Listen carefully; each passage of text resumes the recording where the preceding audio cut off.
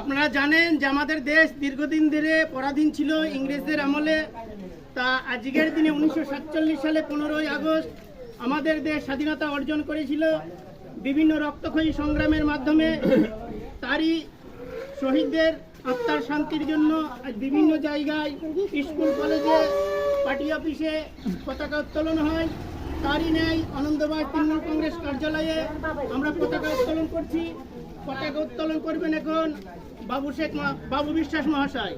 বন্দে মাতরম, বন্দে মাতরম, বন্দে মাতরম। ৭৯তম স্বাধীনতা দিবস কি? ৭৯তম স্বাধীনতা দিবস কি? ৭৯তম স্বাধীনতা দিবস কি? বন্দে মাতরম, বন্দে মাতরম। ৭৯তম স্বাধীনতা দিবস কি? ৭৯তম স্বাধীনতা দিবস কি? ৭৯তম স্বাধীনতা দিবস কি?